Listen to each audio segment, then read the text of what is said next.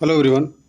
तो हम लोगों ने लास्ट वीडियो में हम लोगों ने विमान स्थान के बारे में एक एक क्वेश्चन देखा था, जो आपके संहिता अध्ययन 2 यानी एनसीआईएसएम का जो नया सिलेबस है उसके अकॉर्डिंग जो हमने बात किया था। आज हम आपको बताना चाहेंगे निदान स्थान के बारे में, यानी चरक निदान में जो संहिता अध्ययन 2 के पेपर में जो संभावनाएं हैं क्वेश्चन आने की, द मोस्ट इंपॉर्टेंट वाली वो बात हम आपसे बताना चाहेंगे। तो सबसे पहली बात, चरक निदान स्थान में टोटल 8 चैप्टर हैं। उन 8 चैप्टर में से जो आपके प्रॉफ एग्जाम में पूछा जाने वाला क्वेश्चन है वो 19 नंबर का क्वेश्चन पूछना।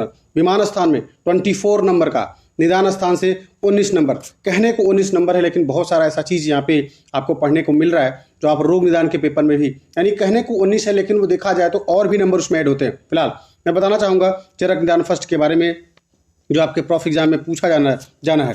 तो सबसे पहला क्वेश्चन, यानी यहाँ चरक निदान फर्स्ट से अलग अलग तरीके से क्वेश्चन पूछे जाएंगे। 1 नंबर भी पूछा जा सकता है, 5 भी पूछा जा सकता है, लंबे में भी आ सकता है, यानी 1, 5, 10। तो सबसे पहला क्वेश्चन जो ऑब्जेक्टिव पूछा जाता है कि निदान का पर्याय बताओ, हेतु का पर्याय, सबसे पहला क्वेश्चन। दूसरा, रोगों के त्रिविध कारण के बारे में, यानी इनके निदान के प्रकार के बारे में इसेंस यहाँ पे लिखा कि रोगों के त्रिविध कारण, मोस्ट इंपॉर्टेंट। दोनों क्वेश्चन इंपॉर्टेंट, बहुत हिटर क्वेश्चन पूछे जाते हैं।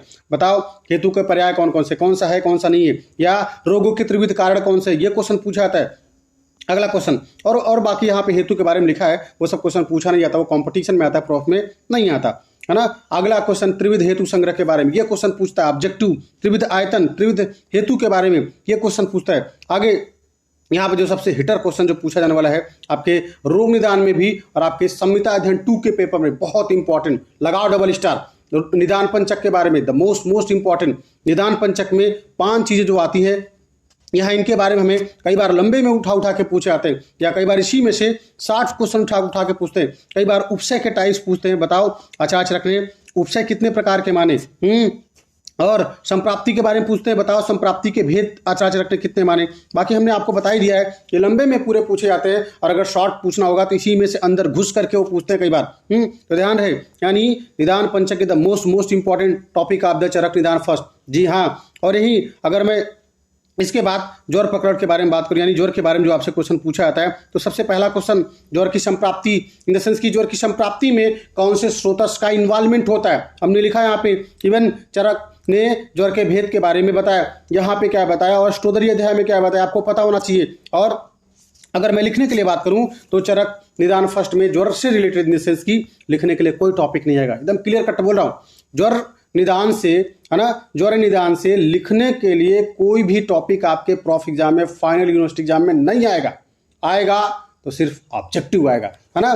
तो सबसे पहले, है ना, वो ऑब्जेक्टिव क्या पूछेगा, हमने आपको स्रोतस के बारे में बताया कि कौन से स्रोतस का इन्वॉल्वमेंट है।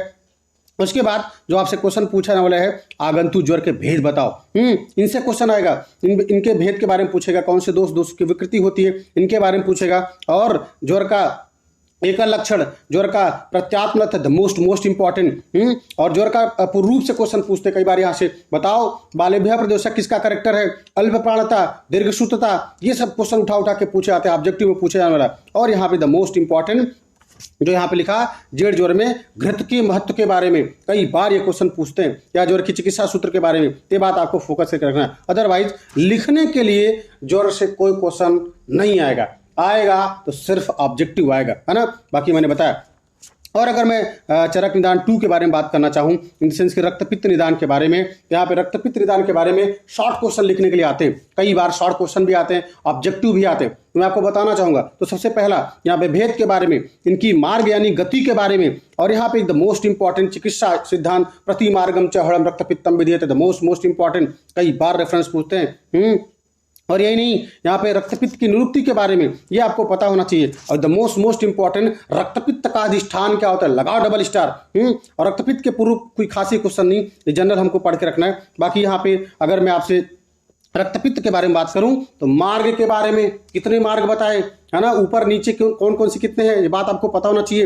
इनके भेद के बारे में, रक्तपित्त की साध्यता मोस्ट इंपॉर्टेंट, ये आपको चीजें ध्यान रख करके रखनी है ना। ये बहुत बार पूछा जाता है। और ये नहीं, जो यहाँ पे एक रेफरेंस लिखा है, विरेचनम तु पित्त सजार्थे परमोस, द मोस्ट इंपॉर्टेंट रेफरेंस पूछा जाता है। रक्तपित्त के भेद के बारे में जैसा कि हमने बताया, और चिकित्सा सूत्र में आपको बताया, प्रति मार्ग च हरणम रक्तपित्तम विधीयते।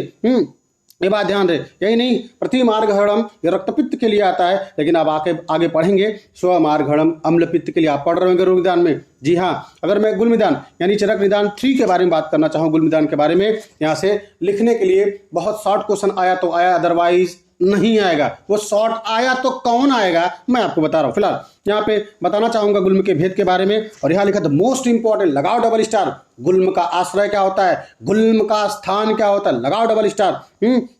उसके बाद यहाँ पे गुल्म के बारे में जो क्वेश्चन पूछा जाता है, द मोस्ट इंपॉर्टेंट रक्तज गुल्म के बारे में। जी हाँ, रक्तज गुल्म द मोस्ट इंपॉर्टेंट टॉपिक। रक्तज गुल्म किस में होता है, ऑब्जेक्टिव, मेल या फीमेल यानी स्त्री पुरुष में। चरक ने क्या बताया, और इनके बारे में, इनके करेक्टर के बारे में, इनकी चिकित्सा के बारे में, क्या ये सारी बातें पूछी जाती है आपके प्रॉफ एग्जाम में। रक्तज गुल्म के बारे में आप ध्यान रखेंगे, है ना, कई बार क्वेश्चन आता है, ये बात ध्यान रखेंगे। सिंगल क्वेश्चन उठा के पूछते हैं। अदरवाइज यहाँ पे अगर मैं प्रमेय के बारे में बात करूं, द मोस्ट इंपॉर्टेंट, लगाओ डबल स्टार, लॉन्ग क्वेश्चन 2025 का क्वेश्चन आएगा, लिख के ले लो। 2025 में संहिता अध्ययन 2 के पेपर में लॉन्ग में आने वाला है। अगर चरक निदान से लॉन्ग क्वेश्चन बना तो आपको यही प्रमेय उठा के पूछेगा, है ना। और भी बताऊंगा, फिलहाल प्रमेय के बारे में बताना चाहूंगा कि प्रमेय में जो एक रेफरेंस पूछता है ना, कोई नहीं बताएगा ये रेफरेंस, कोई नहीं बताएगा, मैं बता रहा हूं आपको। क्या ये रेफरेंस कई बार उठा के पूछते प्रमेय निदान से, क्या लिखा, ही खलु निदान दोष विशेषभ्यो विकार विघात भाव अभाव प्रति विशेषा भवन्ति। मोस्ट इंपॉर्टेंट, लगाओ डबल स्टार, लगाओ डबल स्टार, प्रमेय निदान का ये रेफरेंस वाला क्वेश्चन जो पूछा जाने वाला है। उसके बाद यहाँ पे प्रमेय के बारे में अगर मैं बात करूं तो प्रमेय के निदान के बारे में आपको पढ़ के रखना है। प्रमेय में कफ का स्वरूप कैसा होता है, ऑब्जेक्टिव। प्रमेय में दुष्ट, मोस्ट इंपॉर्टेंट, लगाओ डबल स्टार। प्रमेय में कौन सा दोष प्रधान होता है, प्रमेय में कौन सा दुष्ट प्रधान होता है, प्रमेय में कितने दुष्ट होते हैं, लगाओ डबल स्टार। ये क्वेश्चन पूछे जाते हैं, है ना।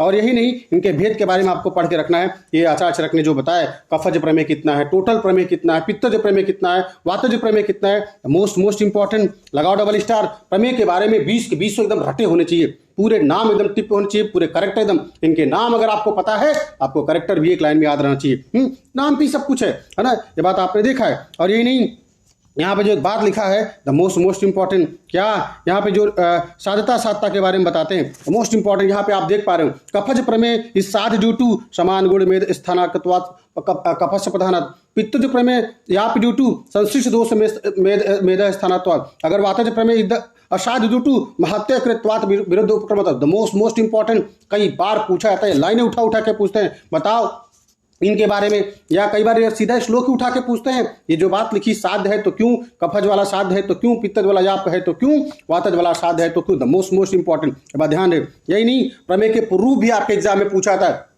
कई बार सिंगल क्वेश्चन उठा के पूछते हैं, या कई बार इन्हीं में से जो कोटेशन है वो उठा के पूछते हैं, रेफरेंस कई बार उठा के पूछते हैं। तो प्रमेय के पूर्व मोस्ट इंपॉर्टेंट, और इनके चिकित्सा के बारे में जो लिखा है, एक रेफरेंस कई बार पूछा जाता है कॉम्पिटिशन में, प्रॉफ में कम चांस होता है, लेकिन ध्यान रहे संहिता अध्ययन 2 का पेपर नया पैटर्न है, पूछ सकते हैं, इसलिए बोला। क्या लिखा, प्रमेय क्षिप्र नीड, ये मोस्ट इंपॉर्टेंट, ये श्लोक पूछा था, कई बार कॉम्पिटिशन में आता है, बात ध्यान रहे। आगे मैं अगर कुष्ठ के बारे में बताना चाहूं तो मोस्ट इंपॉर्टेंट, लगाओ डबल स्टार, सीधा कुष्ठ के बारे में क्वेश्चन आएगा, लगाओ, बिना कुष्ठ के पेपर ही नहीं बनेगा। संहिता अध्ययन 2 बिना प्रमेय के पेपर ही नहीं बनेगा, संहिता अध्ययन 2। तो बात ध्यान रहे। तो यहाँ पे जो मोस्ट इंपॉर्टेंट लिखा, सप्तद्रव्याणि कुष्ठानाम, यानी सप्तको द्रव्य संग्रह, हमने आपको लास्ट लेक्चर में बताया था।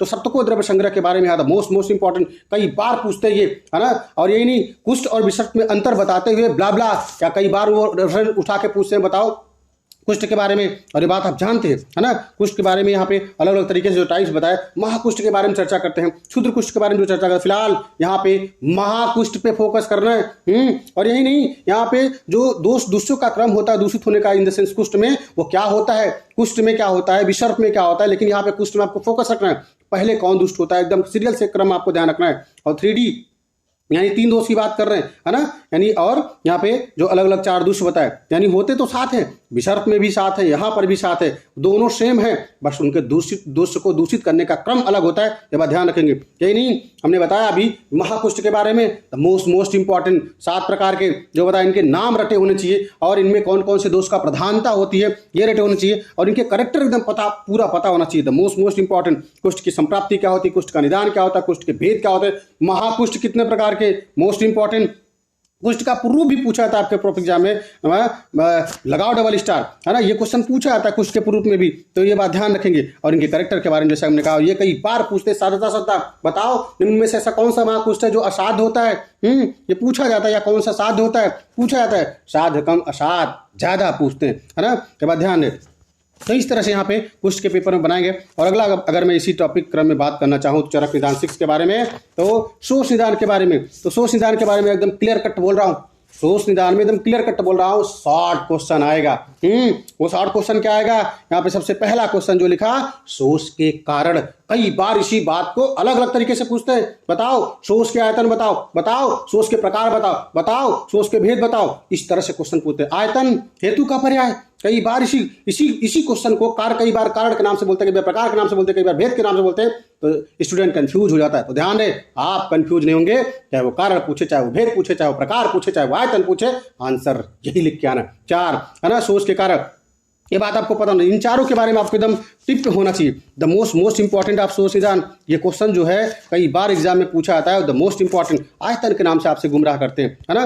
और यहाँ पे राजक्षमा के पूर्व के बारे में अगर हम बताना चाहें, ये भी इंपॉर्टेंट, कई बार राजक्षमा के पूर्व पूछा जाता है। जी हाँ, राजक्षमा के पूर्व में लगाओ डबल स्टार, 6 नंबर पॉइंट। इन्होंने लिखा, स्त्रियों को अधिक चाहना और मध्य का अधिक चाहना, कई बार इसी बात को रेफरेंस उठा के पूछते हैं, स्त्री मध्य मांस प्रियता, प्रियता चाव गुंठने, है ना। हालांकि इस बात को आप सीखेंगे, लेकिन आपको पता होना चाहिए। राजक्षमा के एकादश सूत्र निदान में इन द सेंस की संहिता अध्ययन 2 के पेपर में ये कम चांस है पूछने का, लेकिन रोज कारण जो है मोस्ट इंपॉर्टेंट। उन्माद के बारे में बात करें तो उन्माद में यहाँ पे जो आपके लिखने वाला क्वेश्चन है, बहुत कम चांस है संहिता अध्ययन 2 के पेपर में आने का, है ना, लेकिन ऑब्जेक्टिव पूछते हैं। उन्माद कितने प्रकार का होता है, और यही नहीं, ऐसा कौन सा उन्माद है जिसके आने का कोई टाइम फिक्स नहीं होता, आगंतुक उन्माद। जी हाँ, ऑब्जेक्टिव, इस तरह से क्वेश्चन यहाँ पे उठा के पूछेंगे, है ना। और अगर मैं अपस्मार के बारे में बात करना चाहूँ तो अपस्मार कितने प्रकार की होती है, इसमें स्मृति का स्पेशली लॉस होता है। यही नहीं, यहाँ पे अपस्मार में जो चिकित्सा के तौर पे बताया जाता है कि बताओ मृदु संशोधन या तीक्ष्ण संशोधन, है ना, तो लगाओ डबल स्टार। चिकित्सा सूत्र आप अपस्मार, अपस्मार की चिकित्सा के बारे में यहाँ पे देखो साफ लिखते हैं, क्या लिखते हैं कि तीक्ष्णानि संशोधन, मतलब तीक्ष्ण संशोधन करते हैं। जी हाँ, मोस्ट इंपॉर्टेंट, तीक्ष्ण संशोधन।